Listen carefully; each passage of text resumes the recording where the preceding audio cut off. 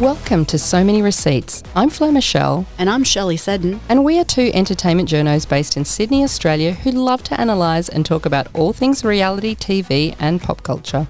Each week on Receipt Roundup, we bring you our take on what's trending. This week on the show, the strange weed party on the Real Housewives of Orange County, a creepy Byron Bay true crime doco, rednecks getting sch-wasted on McBee Dynasty, and some exciting news for Aussie fans of the Real Housewives of Beverly Hills. So this week on the Real Housewives of Miami, we were treated to a special surprise appearance from former castmate Dr. Nicole Martin. She caught up with Girardi and also hinted to her that she might be returning to the show. She looks amazing after giving birth to her daughter Genevieve, and she's been going through a lot because the baby was born 5 weeks early and her dad died suddenly at the end of last year. So I think she's just taking some time off, and we can only hope that she comes back to the show. So firstly, she shows up with a $96,000 Hermes Birkin bag. And then news drops this week that she's just sold her mansion in Florida to Robbie Williams for a cool $40 million US. Plus, Robbie paid $5 million for the furniture. This is crazy money. Yeah. People have been asking for a while just how Nicole and her fiancé Anthony Lopez got so loaded. I mean, she is a doctor. Yeah. He's a lawyer. They're high-paying professions, but even so. And they also sold another house 2 years before that to the parents of Jeff Bezos for $34 million. So each time they buy a property, they put about $10 million into the reno, and so they walk away with a profit of around $10 to $20 million.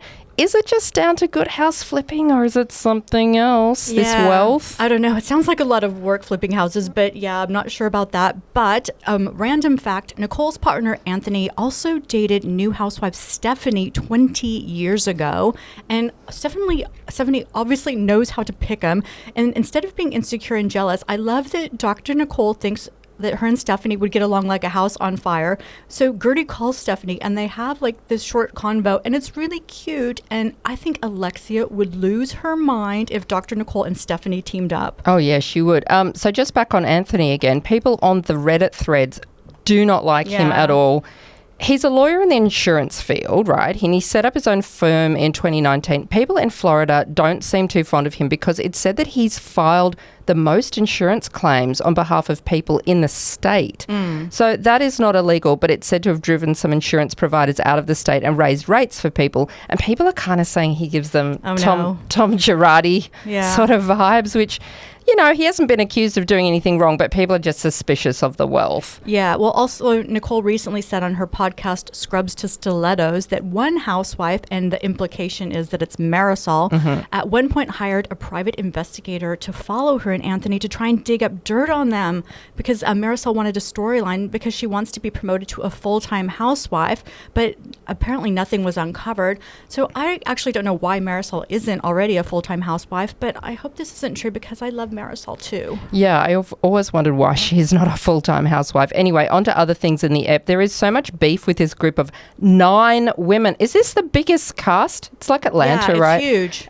They have to charter 2 yachts to keep the peace on an overnight trip. Yes, and Adriana might be coming for Drunk Kelly from Below Deck's Crown because she is sch-wasted on this trip. That is our new favourite word of the year. Yes. Like, apart from boganic, I think sch-wasted might be up there this year.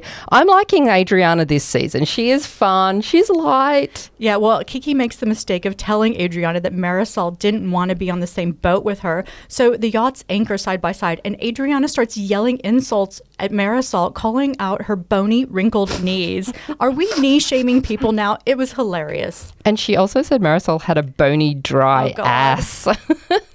Thankfully, Girardi and Julia don't have another round of fighting and decide to give each other some space and discuss their beef in private at a later date. This is very unhousewife-like behaviour. Exactly. You have to too civilized. Yeah, definitely. So I have to say, Julia looked very uncomfortable when she appeared on Watch What Happens Live last week. So she obviously knows the fans have turned against her, and she was asked about Martina's controversial stance on surrogacy.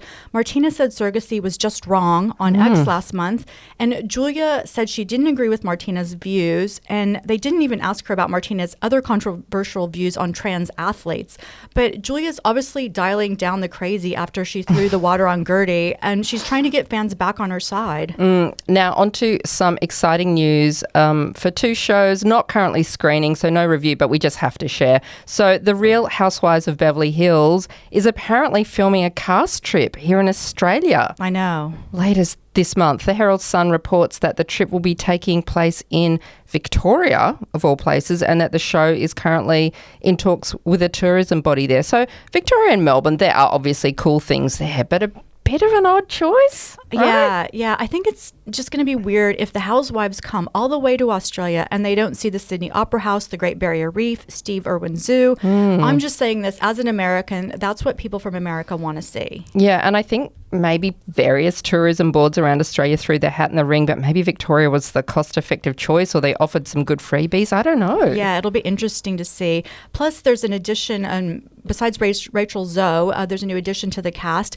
Her name is Christine Blackman. She's a friend of Kyle's, and Christine is described as a mom, wife, womb whisperer, advocate, shoe aficionado, and animal lover and voyager. Oh, is that all? Yeah, exactly. But does she have an actual job? Yeah, exactly. I don't think any of that qualifies.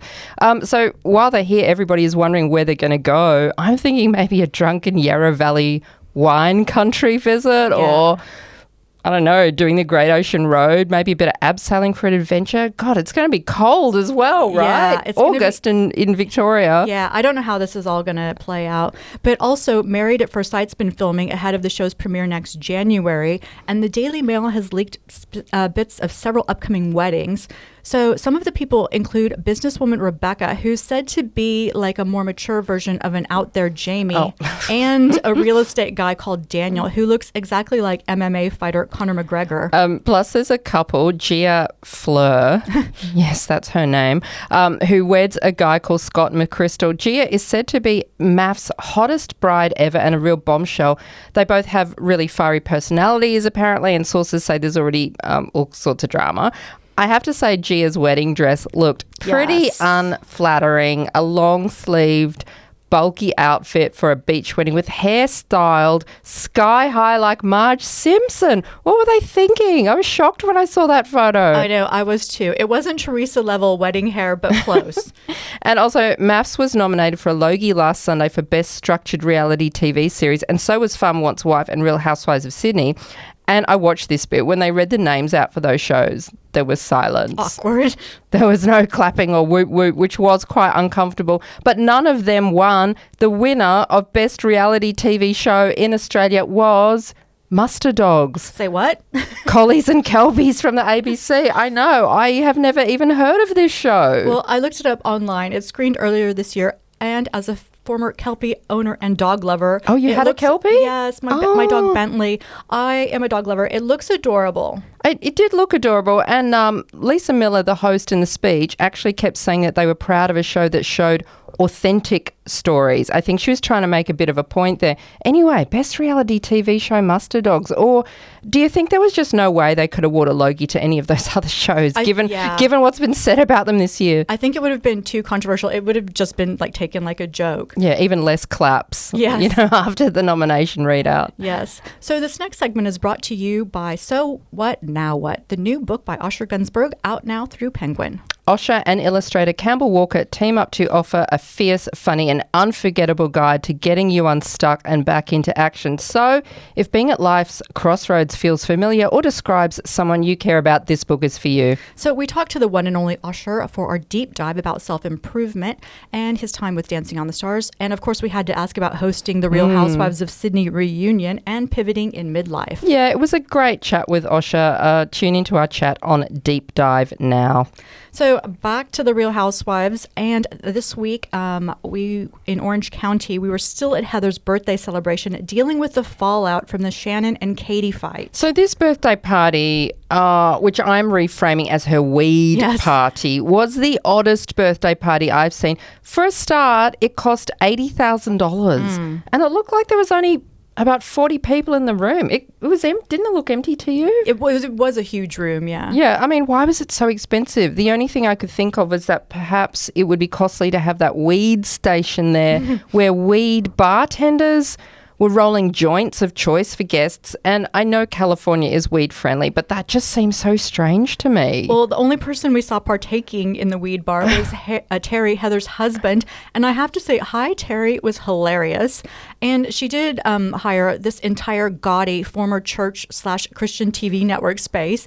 And, you know, she had this woman rolling around in a champagne glass all night serving Dom. So I'm guessing these housewives would have gone through a lot of bottles of Dom Perignon. Yeah, maybe that was the cost. I mean, Terry Dubrow, Dr. Terry, star of Botched and Plastic Surgery Rewind, he is one of the most renowned plastic surgeons in the world, and I know he was off duty. Yeah.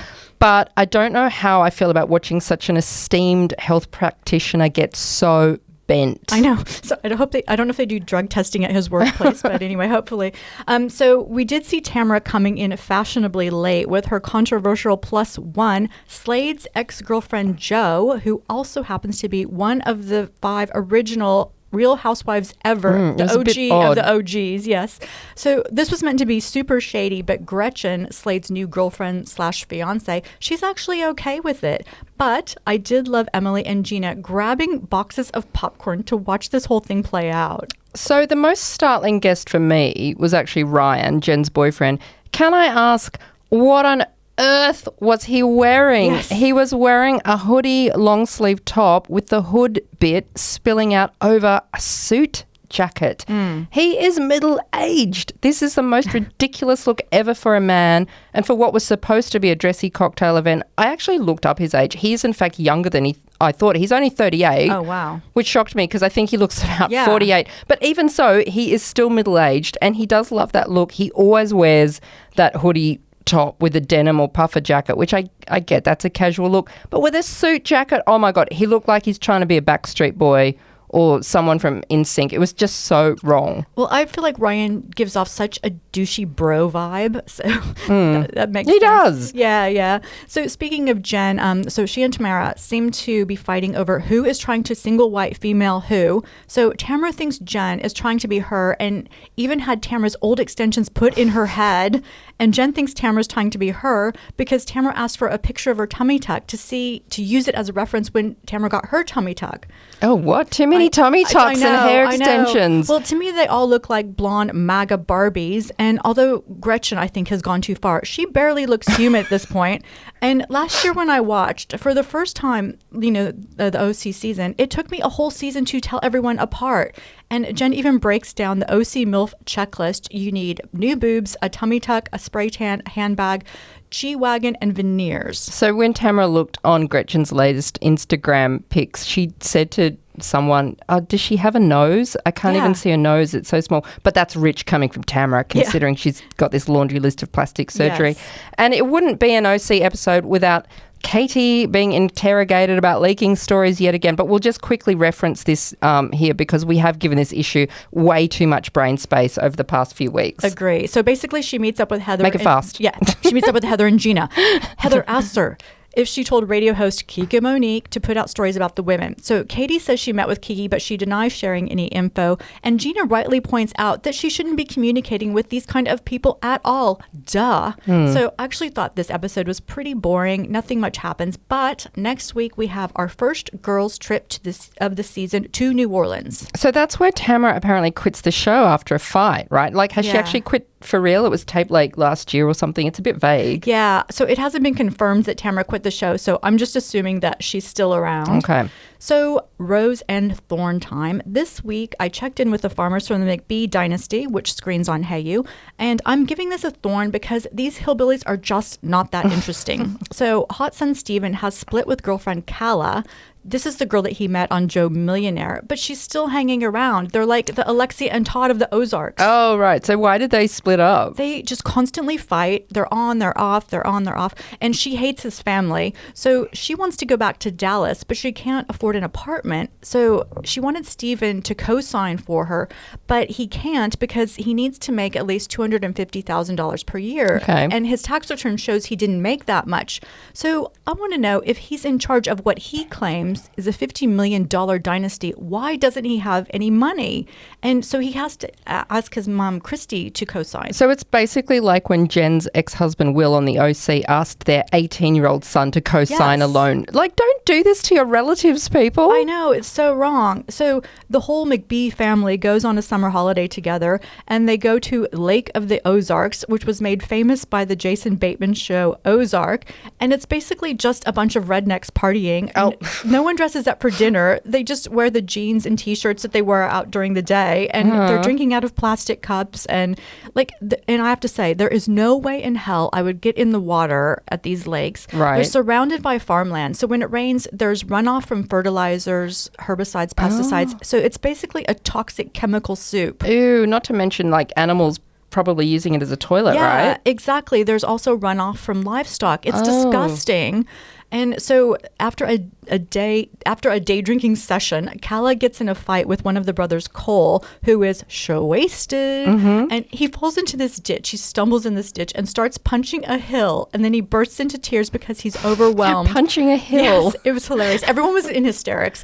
He's overwhelmed about getting his girlfriend pregnant. And he fears he may have peaked in high school. And I think he's probably right. Oh. But Calla, she's had it with this whole situation. And she says in her confessional, I have so much tea on this family. If I wanted to, I could bury them.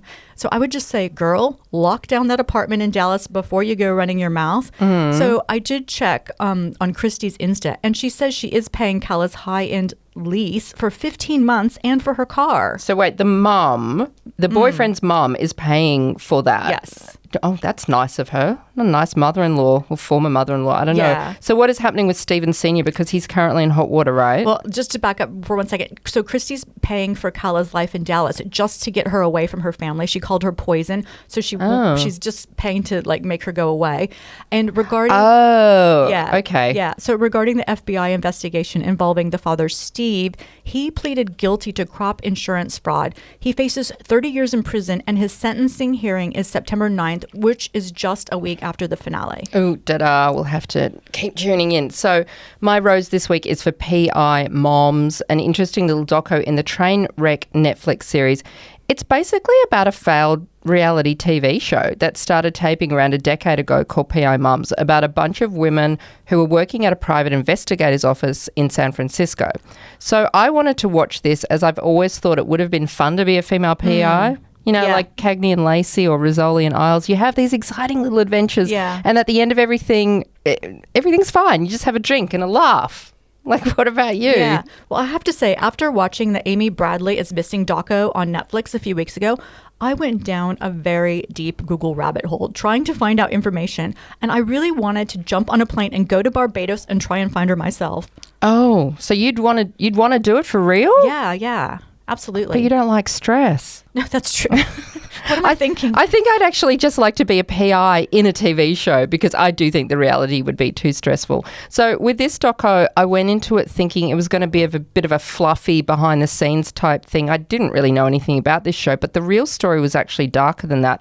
So a crew started taping this show with the premise that they would follow around these women from real life case to case. The idea was to do a fairly serious fly on the wall type of doco series, not a bitchy type of housewife thing. Right. The agency was run by this guy called Chris Butler, and there was also an assistant there called Carl Marino.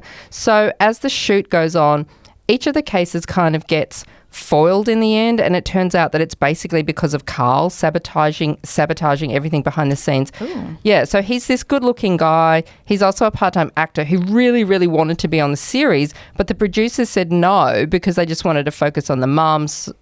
So Carl gets irritated and he just keeps upending everything. Right. So did they have any good cases lined up? Should I watch this? We should watch the doco because it's interesting, but no, as the cases, no, not really. They talked about that. Producers had to go and try and find some of the cases for them to solve. They weren't exactly inundated. Then, in the midst of everything going wrong, Carl ends up dropping a bombshell to the police. Chris, the owner of the agency, has actually been getting him to sell off drugs.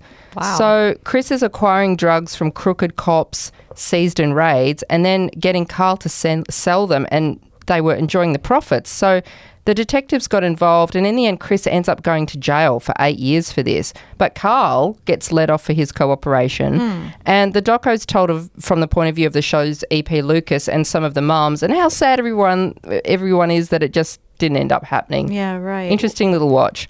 Well, on to a case closer to home. I was shocked to learn that there have been 67 women who have gone missing or been murdered between Newcastle and Byron Bay along the New South Wales coast in the last 30 years or so. Ew. So Channel 9 has this new 2-part series out, and you can watch it on 9 now. It's called Murder Down Under, Byron Bay Murders. And I'm giving this a rose if you're interested in true crime. So not one arrest has been made in these cases. And it can't be 67 different murderers. So in that case, are they thinking it might be the work of a serial killer or several serial killers? Oh my God, there's more out there. I know. So the criminal experts believe that there are 3 distinct clusters. There's one around Newcastle, one in Belgium, and one in Byron Bay. And the group around Newcastle, they think it could possibly be linked to backpacker murderer Ivan Milat. So apparently he told a prison guard that they haven't even found half of them, meaning that there are more of his victims out there. I mean, I could truly believe that Ivan Milat killed more people. I always thought he did. Yeah. Well, what I found unbelievable is the lack of police investigation in these cases. Like, many of the victims' families weren't interviewed. There's no sense of urgency. And because a lot of the victims were really young, they were dismissed as runaways. Okay. And a lot of the other women, they were hitchhiking at the time, which was a common way to get around the area. So, they were thought of as asking for it. Right. And there's even a theory that a cellmate of Ivan Milat's was one of the serial killers. And they were in the cell together. Yes. And 2 serial killers together. Sharing secrets and tips. But the New South Wales police refused to participate in the doco, and the whole thing is just baffling. And one of the experts said the investigation needed to be widened to also include male victims, because serial killers don't discriminate. If they see someone to grab them, it's more about the opportunity. Yeah, that's true. We do tend to forget that. And several of Milat's victims in the forest were male. So if he went to jail in 1996, police think there has been more serial killers in the area over the last 30 years? Yeah, because there's been 2 recent high-profile cases. The Theo Hayes case, which was really big, about the Belgian backpacker. He disappeared in 2019. And then Jackson Stacker, who was from Melbourne, and he was on holiday in Byron. So in 2021, Jackson's body was found in this remote paddock with a 30-centimeter hunting knife embedded in his chest. Ugh. And then this is really gruesome. His scalp and dreadlocks were found 14 meters away from his body. So for some reason, police initially thought he had taken his own life. What? I know. How could that be? They came upon the scene. That was their conclusion. How can you toss your head across your scalp across the road? And then stab yourself. So I don't understand how someone possibly could do this to themselves. So there was an inquest, but there were no conclusive findings. There was no DNA taken from the scene. Like, I've been to Byron by myself many times over the past couple of years. I've never felt unsafe. I walk everywhere, but I didn't know about all of these murders. So I would never hitchhike, but obviously I see people still up there doing it. And I am actually glad this doc is bringing attention to these cases, but I have to say it definitely has changed the way I think about Byron. Please don't walk around alone at night if you go back up there by yourself, or go to lonely beaches by yourself. Yeah, That's a public service announcement for anyone, actually. So ending with another real-life doco, a final rose for a new series on Disney Plus called How I Escaped My Cult. Look, I love a good cult story. Do you? Yeah, I do. I really like the Scientology docs. Yeah, so it is just so fascinating how one person can completely control multiple lives. So each episode in this series focuses on a different cult. I'd heard of cults like NXIVM and the Word of Life. I knew their stories, but I decided to check out this episode on a cult called Angel's Landing, as I'd never heard of them before. So this cult was led by Lou Castro, a mysterious man who convinced a small Wichita, Kansas community he was this prophetic angel. What? Who could foresee death, and they believed him. In reality, he was just Daniel Perez, a con man convicted in 2015 of fraud, rape, child exploitation, first-degree murder, just, your usual, with several unexplained deaths linked to his commune. Perez suddenly appeared in 2003, living lavishly on a 20-acre compound with luxury cars and multiple houses, despite having no job or ID records. He surrounded himself with followers, including Sarah McGrath, McGrath, I think, who escaped the cult after being brought in as a teenager by her real estate mum, drawn in by Perez's supposed divine powers. I think it's always so awful when the kids have no choice and their parents are the ones that bring them into these situations. Yeah, awful. So soon after Sarah arrived, tragedy struck. Patricia Hughes, a trusted family friend, died mysteriously in the compound's pool.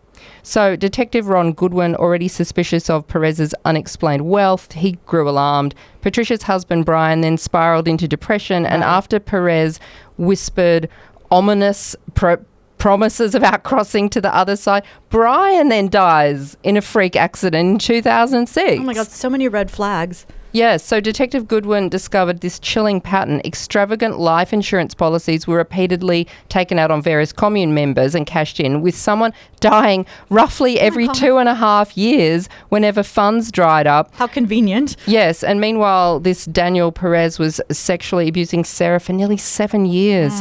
And her suffering deepened in 2008 when her mother then dies. Wow. In another unexplained accident. So fearing this pattern would continue, Sarah's future husband, Daniel McGrath, contacted the FBI in 2010. So did Sarah ever suspect anything? Well, sort of, eventually. But I think she was just too scared of this man or under too much mind control to really do anything about it on her own. I mean, thank God her boyfriend, Daniel, intervened because...